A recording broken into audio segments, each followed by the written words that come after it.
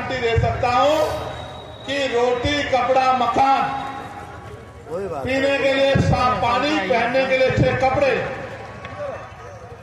अच्छी शिक्षा, अच्छी चिकित्सा और नौजवानों को, पढ़े लिखे नौजवानों को रोजगार, महिलाओं को घर पे कुटीर 2 बना के रोजगार, ये बहुत कोई बड़ा काम नहीं है।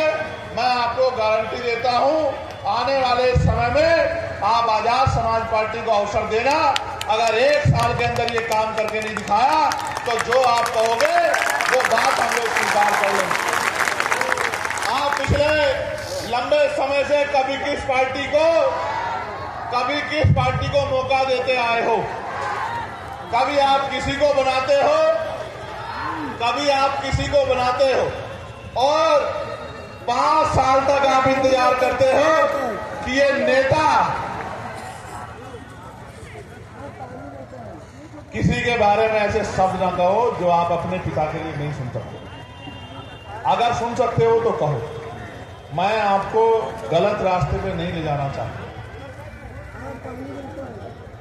हमेशा याद रखो, दूसरे के लिए उन्हीं शब्दों का प्रयोग करो जो आप अपने लिए सुन सकते हो। अगर नहीं सुन सकते हो तो ऐसे शब्दों का प्रयोग न करो, क्योंकि हर आदमी सम्मान रखता है।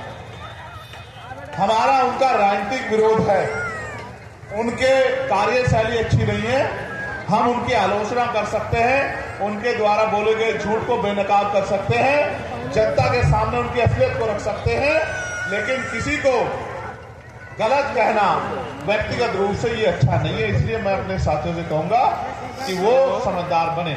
साथ साथ मैं आपको ये कह रहा था कि यहाँ के नेताओं को आपने भरोसा किया।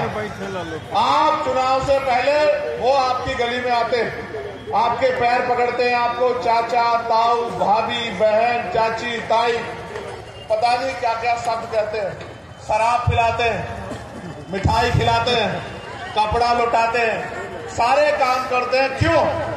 क्योंकि बाबा साहब अम्बेडकर ने अपने 4-4 बच्चों की कुर्बानी देके आपकी उंगली में वो शक्ति दी है, जिसको चाहे कुर्सी पर बिठा दो और जिसको चाहे कुर्सी से गिरा दो। अगर ये वोट की शक्ति आपके पास नहीं होती सम्मानित साथियों, तो आपकी बस्तियों में पैर रखने के लिए कोई नहीं जाता। ये बाबा साहब अम्बेडकर के संघर्षों का परिणाम है कि चुनाव के बीच में, चुनाव के समय ये लोग आपके बीच आते हैं, लेकिन चुनाव के बाद क्या? 5 साल तक आप लोग इंतजार करते हैं कि नेता दोबारा दिखाई दे जाए, लेकिन नेताजी दोबारा नहीं आते। आप उनके दरवाजों पे जाते हो तो वो गेट बंद कर लेते हैं और ये कहते हैं कि नेताजी यहाँ नहीं है। आप ये बताओ, इन नेताओं के सहारे आप अपनी लड़ाई को लड़ लोगे? मैं आपको 3-4 समस्या यहाँ की रखता हूं, जो साथी यहाँ उपस्थित भी हैं। एक समस्या जो बड़ी समस्या है वो हमारे होमगार्ड के भाइयों की है।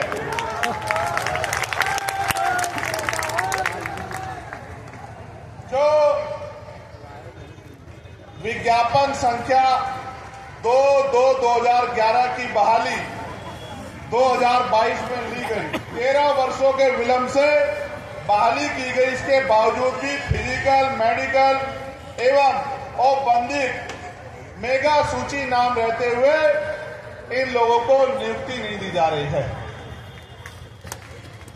होमगार्ड, जबकि जहानाबाद जिले में और अन्य जिलों में होमगार्ड के बहुत सारे पद खाली हैं, फिर भी सरकार इनकी बहाली नहीं कर रही है।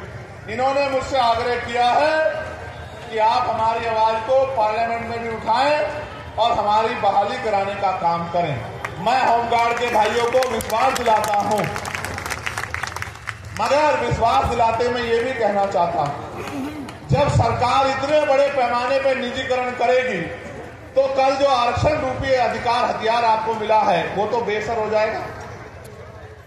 जब सरकारी नौकरी नहीं होगी तो सामाजिक गैर बराबरी आज भी इतनी है तो दलित पिछड़ों के बच्चे यहां जाति व्यवस्था के आधार पर चमार, वाल्मीकि, पासी, धोबी, कोरी, खटीक, कुशवा, मौर्य, साके, यादव, जाट, गुर्जर, निषाद, जिसको सैनी आपके यहां कहते हैं, कश्यप, पाल, प्रजापति, इनके बच्चों को कौन कुर्सी पे बैठने देगा? आप मुझे बताइए। क्या आज देश में समानता आ गई है? तो इनके बच्चों को कौन कुर्सी पर बैठने देगा? इसलिए निजीकरण करके जिस तरह से इनके बच्चों का रास्ता रोकने का काम किया जा रहा है, मैं आपको विश्वास दिलाने का काम करता हूं कि आने वाले समय में हम लोग निजी क्षेत्रों में आरक्षण की मांग दलित, पिछड़े, आदिवासी समाज के लिए करेंगे और इनको निजी क्षेत्रों में आरक्षण दिलाने का काम करेंगे। ये मैं आपसे वादा करता हूं। साथ साथ हमारी आपके यहां ममता कार्यकर्ता कहते हैं, हमारे यहां आशा कार्यकर्ता कहते हैं। हमारी जो ममता कार्यकर्ता बहनें हैं उनको प्रति गर्भवती मात्र 300 रुपए राशि मिलता है, और जबकि उनका काम बड़ा कठिन है। इसलिए मैं सरकार से मांग करता हूं